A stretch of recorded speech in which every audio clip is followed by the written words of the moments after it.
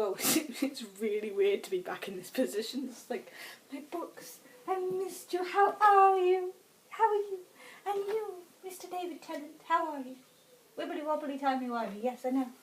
Right, okay, hello. Hi guys, how you doing? Wow, it's weird to be back in this position. Okay, so I'm here because there's a readathon going on and I haven't done one in a very long time. And what way to get back into reading than to join in the queer readathon that is going to be run by the, let's face it, absolutely flipping fantastic George Lester. Bring on the diversity, bring on the queer, bring on it all. It's running from the, oh crap, now I've forgotten, the 25th to the 1st, the 25th of June to the 1st of July. I'll leave a link down below to the website where you can sign up for it and get all the information and all the things that are good that way. This is so weird being back in front of the camera again. I haven't quite gotten used to it yet, so excuse me if I'm blah blah blah blah blah, talking very fast all of a sudden. Okay, so this is my TBR for the queer readathon. And to celebrate our lovely host and just to, you know, read all the goodness, I'm going to start, hopefully, with Boy Meets Boy by David Leatherton. I've never read this before. This is George's favourite book, or I think it's his favourite book. I'm not sure, but he talks about it a lot, and I love David Leatherton. And this is the one I haven't read. So, two boys falling in love by the sounds of it. I love David Leatherton's writing. His teenage characters come across a little bit lofty at times, if you ask me, but at the same time they're witty, they're funny, and I can't wait to dive into that. So that's the first one I think I'm going to read just because of all the queerness and the loveliness. Okay, shut up. Really, I am rambling at a very fast rate and I apologise. The subtitles on this are going to be really difficult to do because they're just going to be too fast.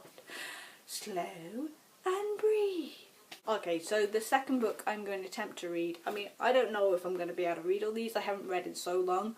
I don't know how fast I'm going to be able to read, but we're going to give it a go. So the second one I'm going to attempt is Everything Leads to You by Nina LaCour, who is a friend of David Leatherton's, and they write books together, and I always like it when they combine the two. So we've had two boys, and now we're going to have two girls by the sounds of it. I've heard about this one for quite a long time, and I've wanted to read it.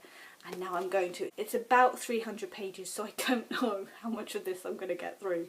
But, you know, let's stay confident. Let's plough on. There's also another book that is currently on the radio, The Ministry of Utmost Happiness by, let's see if I can pronounce this right, and I apologise if I don't, Arundhati Roy, I think that's her name. She won the Man Booker Prize a couple of years back, I think, for her first book, and this is her second book, and I believe it's going to be about a transgender woman in Delhi, so that sounds really interesting to listen to. That was done by, I think, Radio 4. It was made into a little play thing on the radio. If you're in the UK and you have BBC 4, go have a listen to it because, you know, representation, yay.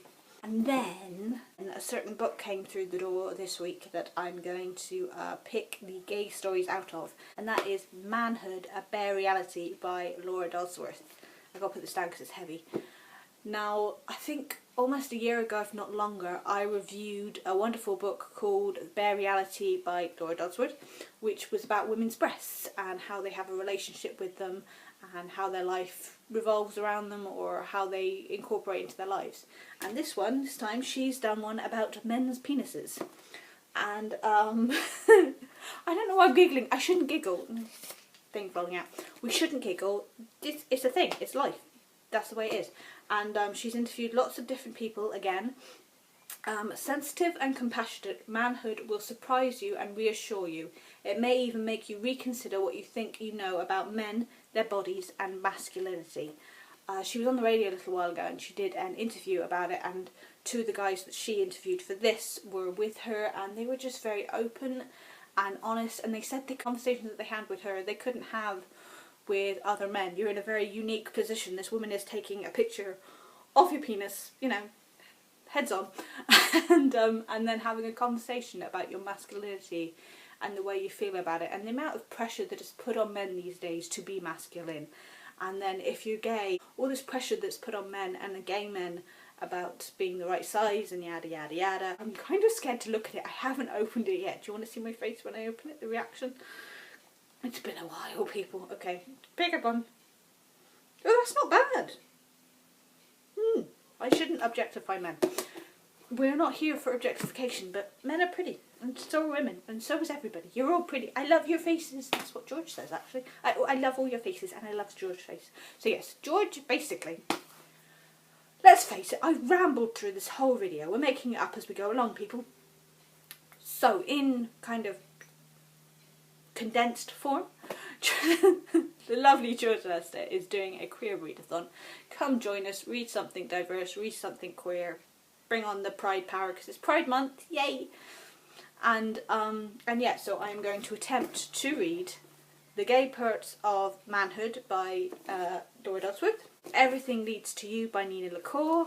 I'm going to listen to The Ministry of Utmost Happiness, and I'm also going to read George's favourite book, Boy Meets Boy by David Leviathan. So that's it, people. I will hopefully do a kind of running diary as I'm reading them, if I get to read any. I don't know. It's also, you know, it's the middle of summer. It's hot, people. I'm sweltering here. I need a fan. Thank you for putting up with my rambling. Just, yeah. I love you guys, and I love all your faces, as George says, and I will see you guys soon. Bye. I've lost every point of sanity. Did I ever have any? Not really.